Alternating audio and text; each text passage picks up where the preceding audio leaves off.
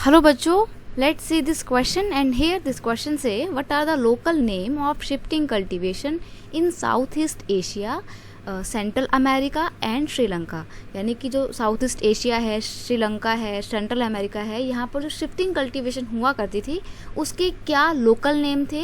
Describe any 3 features of the shifting cultivation. और फिर आगे आपको शिफ्टिंग कल्टीवेशन की 3 करेक्टरिस्टिक्स बतानी है या 3 फीचर्स बताने हैं उसके। ठीक है, तो सबसे पहली बात लोकल नेम क्या थे वो हम जानते हैं। Local name of shifting cultivation was leading in South East Asia. South East Asia में इसका नाम लेडिंग था, सेंट्रल अमेरिका में इसका नाम मिल्पा था और श्रीलंका में इसका नाम चेना था। ठीक है, तो लोकल नेम समझ गए आप। अब देखो इसके मेन फीचर्स की बात करें तो सबसे पहली बात, इस कल्टीवेशन में होता क्या है। In this cultivation part of forest are cut and burned in rotation. मान लीजिए यहाँ पे कोई फॉरेस्ट एरिया है, इसको क्लीन किया जाएगा। क्लीन करने के लिए क्या करेंगे, यहाँ पर जितने भी पेड़ थे उनको यहाँ तो काट दिया जाएगा और काटने के बाद इसमें आग लगा दी जाएगी। तो फिर जो बाकी की राख बच जाएगी ना पेड़ों की, उस राख में, उस एशेज में ही बीजों को बोया जाता है। Seeds are sown in the ashes after first monsoon rain. यानी कि जब मानसून की पहली रेन हो जाती है उसके बाद यहाँ पर क्या करते हैं, बीज को बोया जाता है। फिर यहाँ पे फसल अच्छे से होती है, बड़ी होती है।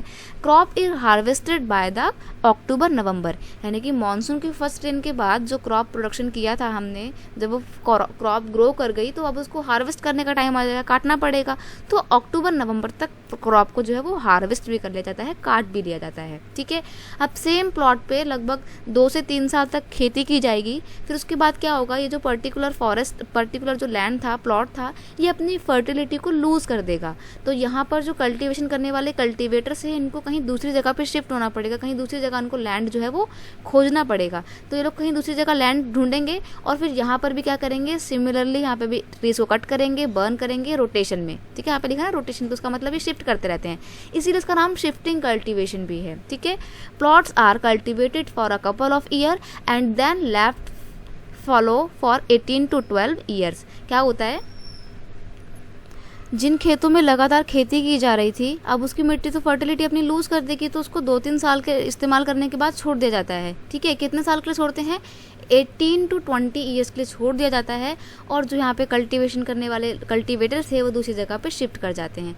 यहाँ पर सेम प्रोसेस करते हैं, जंगलों को काटते हैं, बर्न करते हैं, खेती करते हैं, 2-3 साल यहाँ पे ज़मीन को इस्तेमाल करते हैं, फिर तीसरी जगह शिफ्ट कर जाते हैं। ठीक है, यहाँ पर भी सेम प्रोसेस करते हैं। फिर उसके बाद जब यहाँ की मिट्टी में अपनी फर्टिलिटी लूज कर देती है तो शायद हो सकता है वो वापस से इधर आ जाएँ। तो रोटेशन में ना इनका ये प्रोसेस पूरा चलता रहता है। ठीक है, आई होप आप इस शिफ्टिंग कल्टीवेशन के पूरे कॉन्सेप्ट को अच्छे से समझ गए होंगे और उसके क्या क्या फीचर्स होते हैं आप उनको भी अच्छे से समझ गए होंगे।